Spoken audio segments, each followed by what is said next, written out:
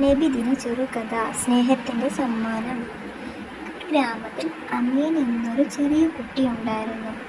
അവന് നബിയെ വളരെ ഇഷ്ടമായിരുന്നു. നബിദിനം അടുത്തെത്തി.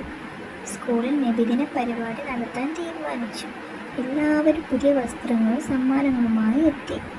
അമീൻ്റെ കയ്യിൽ സമ്മാനം വാങ്ങാൻ പണമുണ്ടായിരുന്നില്ല. അവൻ വിഷമിച്ചു.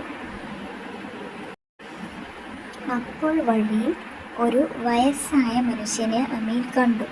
അദ്ദേഹം വളരെ ക്ഷീണിതനായിരുന്നു. അമീൻ തൻ്റെ കയ്യിലുണ്ടായിരുന്ന ഭക്ഷണം അദ്ദേഹത്തിന് നൽകി.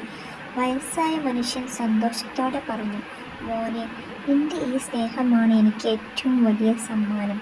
അമീന് വളരെ സന്തോഷമായി. അന്ന് അധ്യാപകൻ കുട്ടികളോട് പറഞ്ഞു, നബി സല്ലല്ലാഹു അലൈഹി വസല്ലമ നമ്മെ പഠിപ്പിച്ചത് മറ്റുള്ളവരോട് സ്നേഹവും കരുണയും കാണിക്കാനാണ്. നല്ല പ്രവൃത്തിയാണ് ഏറ്റവും വലിയ സമ്മാനം. അമീൻ പുഞ്ചിരിച്ചു. നബിദിനത്തിൽ താൻ ചെയ്ത നല്ല പ്രവൃത്തിയാണ് തൻ്റെ ഏറ്റവും വലിയ സന്തോഷമെന്ന് അവൻ മനസ്സിലാക്കി. ഇതിൽ നിന്നുള്ളൊരു ഗുണപാഠം, മറ്റുള്ളവരെ സഹായിക്കുകയും സ്നേഹിക്കുകയും ചെയ്യുന്നതാണ് ഏറ്റവും വലിയ നന്മ. നന്ദി. അസ്സലാമു അലൈക്കും.